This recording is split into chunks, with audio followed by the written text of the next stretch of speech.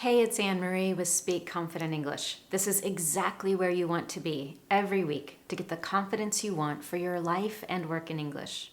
And today, we're all about the vocabulary you need to have confident conversations on a topic that absolutely impacts our life and work. The topic is self-care. In 2020, we're all feeling it.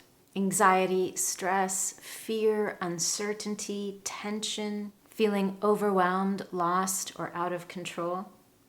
Even if you've had moments of feeling grateful for more time at home, time to spend on things that you care about, or spending time with family, now more than ever, self-care is a topic of conversation and a matter of urgency. I'm certain that you've been asking your friends and family members questions like, how are you coping working from home? Or how are you coping with your kids learning at home? How are you coping with new restrictions? You might also ask questions like, how are you finding joy in the midst of all of this? Or what are you doing for fun while staying at home? At the end of the day, what we're really asking about in those conversations is self-care.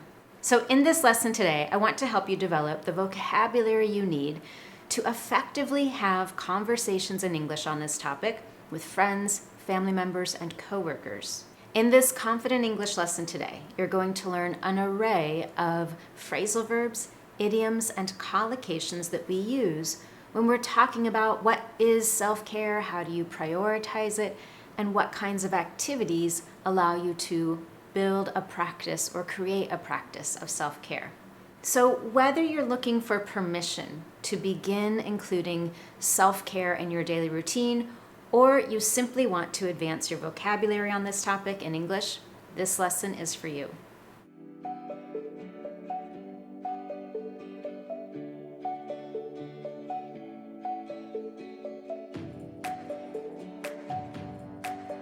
To get started, let's do a quick review of what exactly is self-care. What does that mean? Because some of us might have the impression that self-care is a luxury, and that's not quite accurate. Self-care is any activity that we do deliberately, intentionally, to take care of our emotional, mental, or physical health. I'm sure that you know the healthier you are, the better you're able to care for others in your life, and the better you're able to manage stress and do your job. In a year like 2020, all of us definitely need a little bit of self-care to regain some control over that anxiety and for overall improved well-being. We're going to talk more about that word, well-being, in a moment. But first, let's look at several verbs we use when we talk about including self-care in our daily routine. Earlier in this lesson, I used the word practice, to practice self-care. That's such an interesting verb to use here. Of course, the verb to practice means to do something repeatedly, to develop a routine in order to improve, in order to get better. For example, to practice the piano, to practice a sport, to practice singing. The reason we use this verb here is self-care isn't something we do easily or naturally. In fact, it's hard. It takes quite a bit of self-discipline to create time every day for yourself. To successfully develop a self-care practice, we have to be intentional or proactive about self-care. Before we get into some collocations that we use when talking about the benefits of self-care, I have a question for you, and this is where we can practice some of the verbs we've just learned. Have you, in 2020, developed a practice for self-care? Have you been intentional about it every day? An example of how you might answer that question would be to say, over the last few months, I've started to prioritize self-care by including 15 minutes a day on my calendar to do something relaxing or something that is joyful. So I'm curious, how would you answer that question? What have you been doing to develop a self-care practice?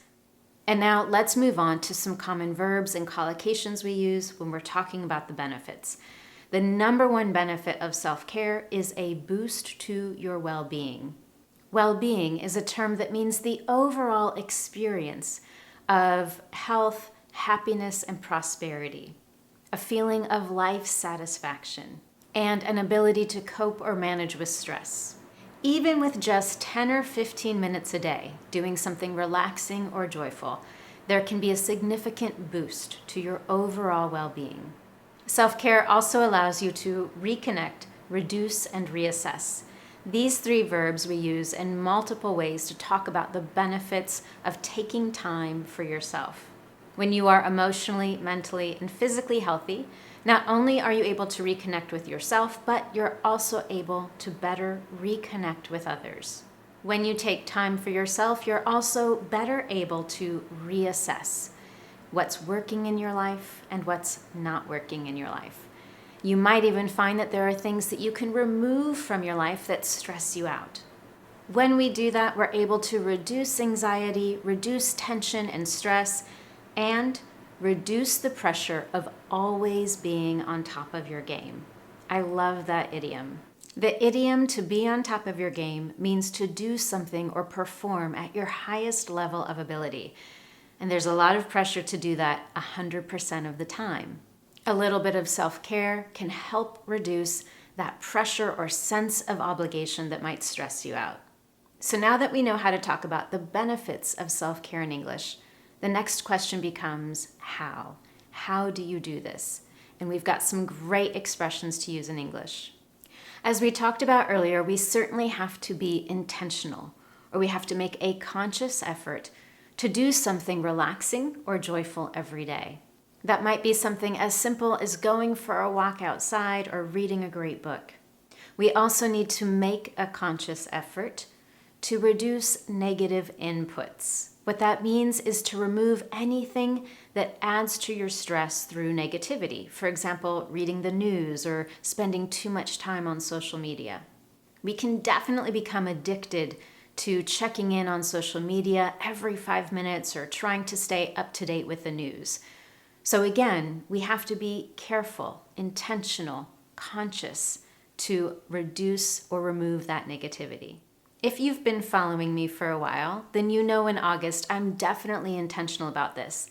Every August I unplug from technology, or I do a digital detox. A digital detox is a period of time when someone stops using electronic devices such as smartphones and computers, and we avoid news and social media. It's definitely an effective way to reduce that stress, anxiety, and negativity, while at the same time boosting well-being and even creativity. I'm curious, have you ever taken time to unplug from technology, reduce negative inputs, or do a digital detox? If you have, I'd love to hear about it, and what were some of the benefits that you experienced? Let's keep going with a couple more common collocations we use when we talk about how we develop a practice of self-care. One of my favorites is to schedule some me time. Here's an example of how to use that. For the last several months, every Sunday afternoon, I've made sure to schedule some me time. Another example, every morning I schedule 10 to 15 minutes of me time to help me start my day. 10 to 15 minutes every day definitely helps to build a successful self-care routine, but sometimes we need more. Sometimes life is so stressful, so overwhelming that we need to take a self-care day or take a mental health day. In those situations, we might cancel everything, all of our obligations and responsibilities for a full day so that we can relax and do something that brings us joy. Or perhaps if you've developed a successful routine and you take time to reassess what's working or not working in your life, you might also create a no list. This might be a list of things that you've said yes to, that you really don't want to do, and as a result, you're feeling overwhelmed. And you might begin to remove yourself from those obligations or learn to say no to them in the future. Now, for some of us, that's really uncomfortable. We don't like saying no when people ask us to do something. So if that's an area that's challenging for you, I've got good news. I have a lesson on that topic of how to say no in English politely without feeling guilty. Okay, before we go on to our final idioms, collocations, and phrasal verbs, here's a quick recap. We've discussed the language we use in English to talk about what self-care is and what it means to develop a daily practice, what the benefits are, and some language for how to do self-care. So now let's end with some common expressions we use when we know it's time to prioritize self-care. One fantastic idiom we use is the feeling that you have spread yourself too thin. To spread yourself thin means that you are doing too many things at the same time, and as a result, you can't do any of them well. Have you ever been in that position? Here are a couple of examples of how we would use that idiom in a sentence.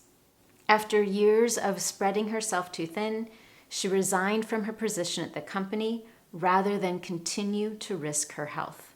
Another example, next week I'm going to take a couple of self-care days because I've been spreading myself too thin at work, and as a result, I'm not doing anything well. Similar to spreading yourself too thin, we have a phrasal verb in English, to wear down. To wear down means to erode, to weaken, to fatigue. After months of quarantine, working from home, and helping kids do school at home, many of us are feeling worn down. Here's one more example. After weeks of working overtime, she's feeling worn down. And finally, our last expression on this list of how to know when it's time to prioritize self-care is when you have an endless laundry list of obligations or an endless laundry list of to-do items. A laundry list is simply a long list of things that we have to do, things that we should do. And one benefit of self-care is that we're better able to manage our laundry list of obligations when we are mentally, emotionally, and physically healthy. Throughout this lesson today, I've paused several times with questions for you to practice some of the language from this lesson. And I've got one more question. I would love to know what expression, collocation, phrasal verb, or idiom was your favorite from today's list. Try using it in your own example sentence, and as always, share it with me in the comments below. If you've been watching my lessons consistently, then you know the most effective way to learn and remember vocabulary is to immediately practice using that new word or expression and do it repeatedly. So this is your first opportunity to do that. Before I finish, if you found this lesson useful to you, I would love to know. You can tell me by giving this a thumbs up on YouTube, subscribe to the Speak Confident English channel so you never miss one of my Confident English lessons, and you can share it with friends, family members, or coworkers on Facebook and LinkedIn. Once again, thank you for joining me, and I look forward to seeing you next time for your Confident English lesson.